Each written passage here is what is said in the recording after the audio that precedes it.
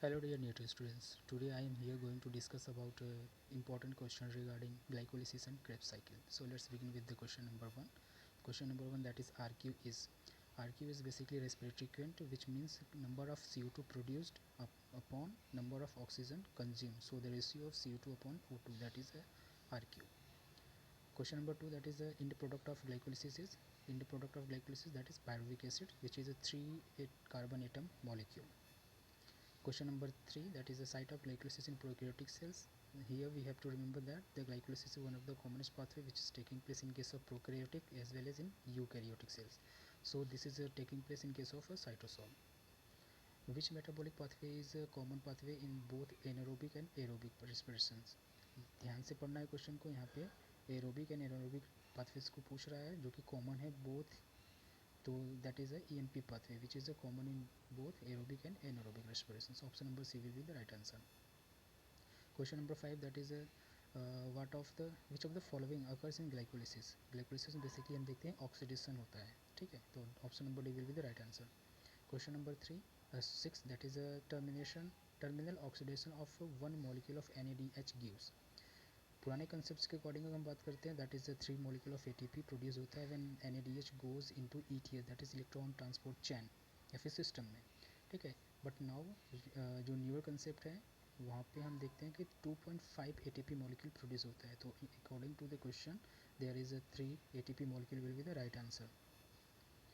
Which one of the following is a complex 5 of the ETS of inner mitochondrial membrane? Complex 5 की बात करते हैं तो there is a ATP synthase is the fifth complex यहाँ पे है. ठीक है, ETS का. तो option number D will be the right answer. Question number 8, during oxidative phosphorylation the net gain of ATP is.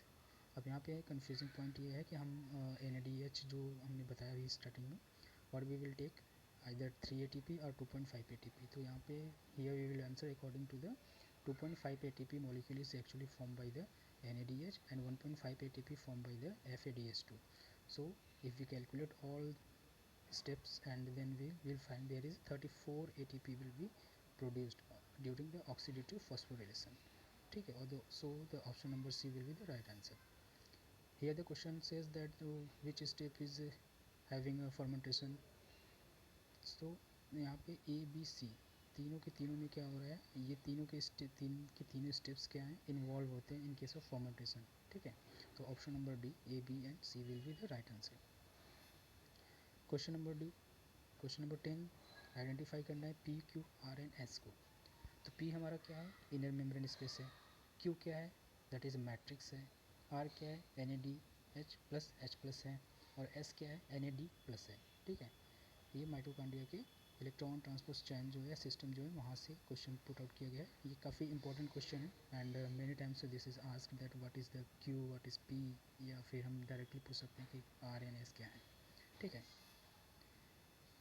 Question number 11, in all of the following reaction reduction of NAD plus to NADH occurs except. तो इसे easy way में हम याद कर सकते हैं इस trick से. OCCI alpha SSFN. तो OCCI के आई के बाद यानी कि क्या है, आइसोसिट्रेट से जब अल्फ़ा कीटोग्लूटारिक एसिड बनता है तो NADH का फॉर्मेशन होता है. और अल्फ़ा कीटोग्लूटारिक एसिड से सक्सिनिक एसिड का जो फॉर्मेशन होता है तो NADH का फॉर्मेशन होता है. और जब मैलिक एसिड का फॉर्मेशन मैलिक एसिड जब कन्वर्ट होता है फर्दर आपके ऑक्जेलोएसिटिक एसिड में तो NADH का फॉर्मेशन होता है. तो 3 स्टेप्स में हमारे NADH का फॉर्मेशन होता है. फ्रॉम वेयर, आई के बाद, अल्फ़ा के बाद, M के बाद. तो यहाँ पे हम देखते हैं आइसोसिट्रेट, फर्स्ट ऑप्शन देखते हैं isocitric acid to alpha ketoglutaric acid. तो यहाँ पे हम देख सकते हैं आई के बाद अल्फ़ा यानी कि यहाँ पे NADH का फॉर्मेशन हो रहा है तो ये सही है. दूसरा है malic acid to oxaloacetic acid. M के बाद हमारा NADH का फॉर्मेशन हो रहा है तो ये भी राइट आंसर है. Pyruvic acid to acetyl coenzyme A, ये हमारा लिंक रिएक्शन है जहाँ पे भी NADH का फॉर्मेशन होता है. लास्ट ऑप्शन देखते हैं कि succinic acid to fumaric acid. इस यहाँ पे हम देख सकते हैं succinic acid to fumaric acid जो फॉर्मेशन हो रहा है तो FADH2 का फॉर्मेशन हो रहा है ना कि NADH का फॉर्मेशन. तो हमारा क्वेश्चन क्या है, सभी स्टेप्स में NADH का फॉर्मेशन हो रहा है but in case of succinic acid to fumaric acid there is no formation of NADH taking place. So the answer will be D. Moving to the next question, in the formation of acetyl coenzyme A from pyruvic acid in mitochondria, pyruvic acid gets, pyruvic acid क्या होता है आपका, that will be oxidise भी होता है and decarboxylate भी होता है, ऑक्सीडेशन भी होता है एंड डीकार्बोक्सिलेशन भी होता है, तो option number C is the right answer. Question number 13, that is how many NADPH molecule are formed in a single turn of Krebs cycle. Krebs cycle के लिए याद करना है कि वन molecule of glucose जो है that is produces 2 pyruvic acid, तो 2 pyruvic acid की वजह से क्या होता है, because of that there is 2 turn of Krebs cycle is taking place. तो हमारा यहाँ पे पूछ रहा है वन टर्न में कितने NADPH का फॉर्मेशन हो रहा है, तो NADPH कहीं पे भी फॉर्म नहीं होता है, NADH का फॉर्मेशन होता है, तो हमारा 0 इज द राइट आंसर. यहाँ पे क्वेश्चन है, there is a flow chart is given here, flow of electron in ETS is taking place. तो फ्लो जो होता है इलेक्ट्रॉन का कहाँ से कहाँ होता है, Fa3+ में जब वन इलेक्ट्रॉन हम ऐड करते हैं तो हमारा Fe2+ बनता है, वो फिर से ऑक्सीडाइज होता है तो फिर Fe3+ का फॉर्मेशन होता है, तो ये क्या होता है, इंटरचेंजेबल होते हैं, oxidation reduction both is taking place in Fe3+ to Fe2+ and Fe2+ further changes into Fe3+, so the C option will be right answer. Moving to the next question, a single turn of the citric acid cycle yields, एक single turn में कितने citric acid cycle में क्या क्या बनता है, तो हमें देखना है कि सिंगल टर्न में क्या होता है, 1 मॉलिक्यूल ऑफ FADH2 का फॉर्मेशन होता है, 3 मॉलिक्यूल ऑफ NADH2 का फॉर्मेशन होता है और 1 GTP का फॉर्मेशन होता है. हम इजी वे में यहाँ पे देख सकते हैं, यहाँ पे 3 NADH का फॉर्मेशन हो रहा है, 1 FADH2 का फॉर्मेशन हो रहा है एंड 1 GTP का फॉर्मेशन हो, which is equivalent to the ATP. ठीक है, तो according to the question option number C will be the right answer. Question number 16, which of the following is true regarding the given electron transport chain. जहाँ पे देखने को मिल रहा है carbon CO2, तो ये हमारा एक साइकिल दे रखा है, यहाँ पे हमें बताना है कौन सा राइट है, तो C जो कोबाल्ट है CO2 से cytosine C is H+ yielding site and AA3 to O2 is H+ absorbing site. ये हमारा ऑप्शन नंबर C जो है this is the right answer. Based on the given process, यहाँ पे इस प्रोसेस के अकॉर्डिंग में बताना है कि A B C and D क्या है, तो A हमारा क्या है PgAl2, B क्या है हमारा PEP है, C क्या है लैक्टिक एसिड, D क्या है C2H5OH है. ठीक है, तो option number B is the right answer. Phosphoglyceraldehyde A, B is pyruvic enol phosphoenol pyruvate B, C is the lactic acid, D is C2H5OH.